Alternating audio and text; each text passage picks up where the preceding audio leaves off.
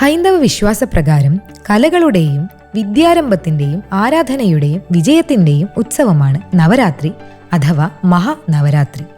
9 രാത്രികൾ എന്നാണ് ഈ സംസ്കൃത പദത്തിൻ്റെ അർത്ഥം. നവരാത്രിയുടെ അവസാന 3 ദിവസങ്ങൾ ആണ് ഏറ്റവും വിശേഷം. ഇവ ദുർഗാഷ്ടമി, മഹാനവമി, വിജയദശമി എന്നീ പേരുകളിൽ അറിയപ്പെടുന്നു.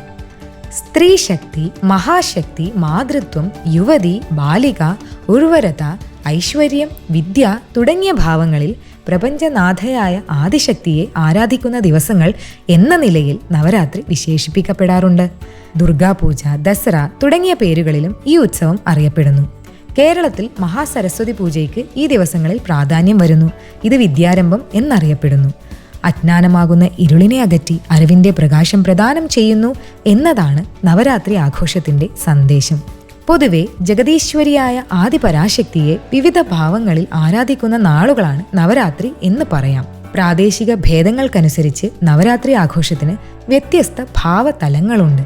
കേരളത്തിൽ പൂജവയ്പ്, മഹാസരസ്വതി പൂജ അഥവാ വിദ്യാരംഭം, തമിഴ്നാട്ടിൽ കൊലുവയ്പ്, കർണാടകയിൽ ദസറ, കൊല്ലൂർ മൂകാംബികയിൽ പുഷ്പരഥോത്സവം, ഉത്തരഭാരതത്തിൽ രാമലീല, ബംഗാളിൽ ദുർഗാപൂജ, അസമിൽ കുമാരിപൂജ, സപ്തമാതൃപൂജ, ശ്രീവിദ്യാ ഉപാസകർക്ക് ശ്രീചക്രപൂജ എന്നിങ്ങനെ നീളുന്നു വ്യത്യസ്തതയുടെ ഭാവതലങ്ങൾ.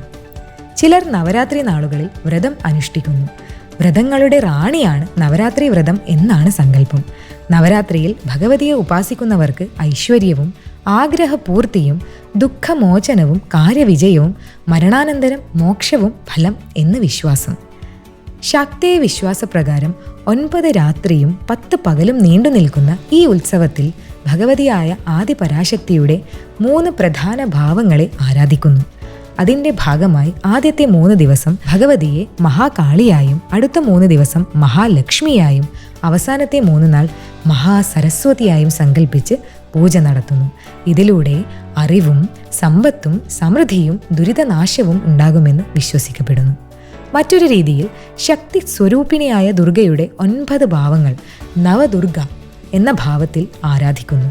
ഇത് ശൈലപുത്രി, ബ്രഹ്മചാരിണി, ചന്ദ്രഗന്ധ, കുഷ്മാണ്ഡ, സ്കന്ധമാത, കാത്യായനി, കാൽരാത്രി, മഹാഗൗരി, സിദ്ധിദാത്രി എന്നീ ദേവതയായി 9 ദിവസങ്ങളിലായി ആരാധിക്കുന്നു.